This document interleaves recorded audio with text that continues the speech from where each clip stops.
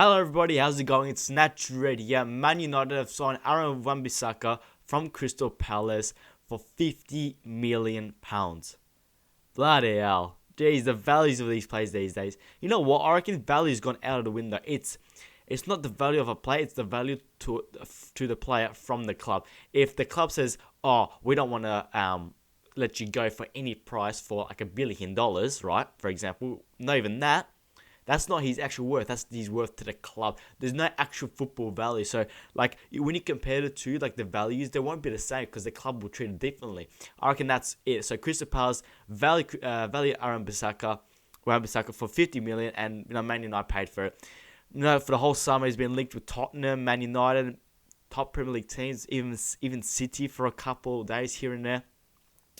And he's gone to Man United for $50 million, and they've solved it. They've actually right back. He could be Man United's right back for the next 10 years. He's 21 now. He could play up to 32, 33 years old if he's good enough for Man United, and that solves their basically. You got Luke Shaw, who's good enough for 5-10 years, and Wan-Bissaka, and you got Lindelof. So one more defensive partner with Lindelof, and that's Man United's defense sorted because everything else should be very good. Wan-Bissaka, let's talk about him. Is he worth $50 million? Who knows? I mean, look, the stats back him up, really. Defensively, fantastic player, Wan-Bissaka. Thing is, he started his youth career as a winger, right midfielder, right winger. So I think he said, what makes him a good defender is the way he reads the attackers play, the left wingers, the strikers, because he's played in that position before. He's defender. He knows, all right, he reads them. He's like, oh, I know what you're going to do because this is what I was going to do 2-3 years ago. So that's how he gets the better of the attackers of the left-hand side of the other team's attack. So when he reads he shows him outside, he doesn't show him inside that much, he's done really well, statistically done really well, lots of tackles, clearances, those type of stats.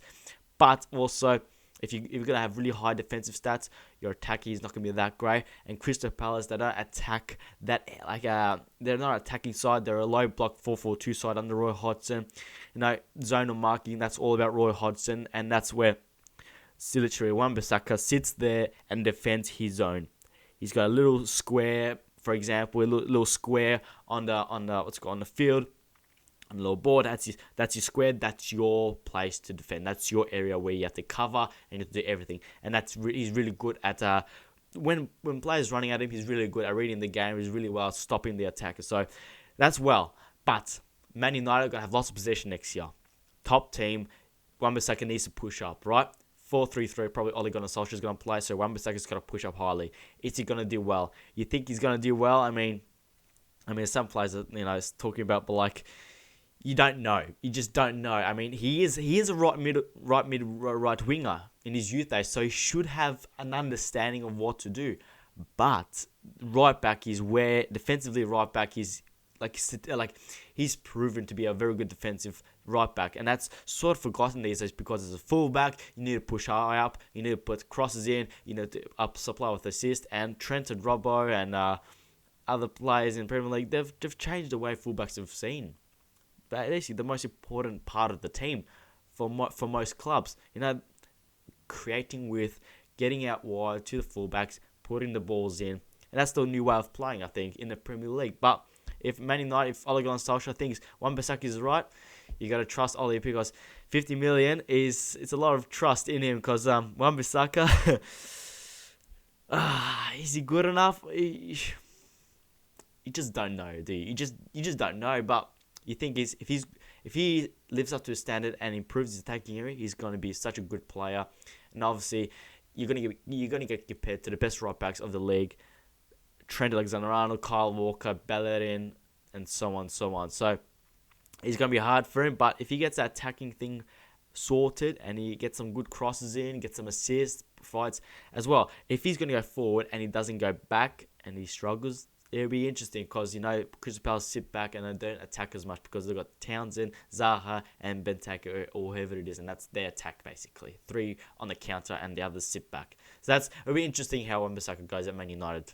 And the other big transfer story is Ndombele going to Spurs from Lyon of about 60 to 70 mil That's big. That's a massive fee. Like literally, look, I'm not one of these people online saying, "Oh, I've watched him heaps of times."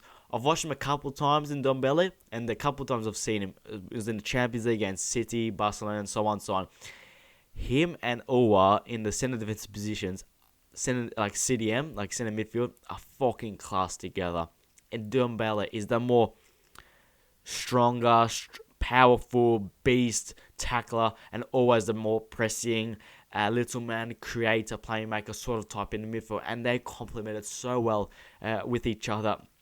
That game against City, just watch that. Him and Owa just fucking ran that midfield, and City were just caught off guard because they were so good. Because he's so powerful, and if like Tottenham lost Musa Dembele right earlier last season, sorry, and I think he went to China. I think he went, but they just lacked someone. They had Wanyama who's played similar, but he's not good enough. Winks is still progressing, but he's not that tackling, destroying midfield.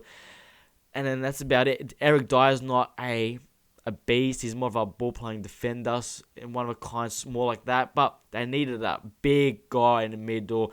He's going to sit back and just destroy the attackers. Literally, put the foot in, get the ball, get it out of there. Literally. And that's when Ndombele is going to be. His fee is quite high, but I reckon he's worth it. He's still young, and Tottenham are going to get him at his peak. Literally, he's going to be a beast in the midfield. I reckon he's going to kill the Premier League off. I really rate that guy. And I thought if we haven't got Fabinho, I would have taken this guy because I reckon that he's really rated that highly. And Tottenham, they're going to go up a notch. Literally, they've got Kane, they've got Ali, they've got Son, Moura. They've got the attack sort of midfield. Defense is good. Vertonghen, Alderweireld, Sanchez, they're good enough. Fullbacks maybe need reassurance. Daniel Rhodey is good enough. Other side, who are they going to be? Kyle Walker-Peters, Trippier, Aurier. Who the hell is it, right? But Ndombele and Wings, I reckon, could be the new Ua and Ndombele. Just complementing each other. One beast, one just like they're both like Ua and Ndombele. They're how do I describe? They just did. They worked well with each other. I don't know how, I can't compliment them enough. I reckon that was just one of the sickest partnerships I've ever seen, and I'm not even joking.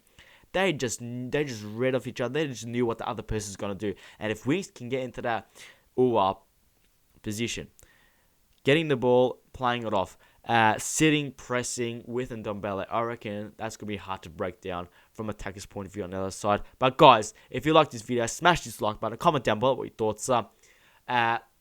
Check out the podcast out. Wasn't that bad. Follow me on Twitter and Instagram. Links will be in the description down below.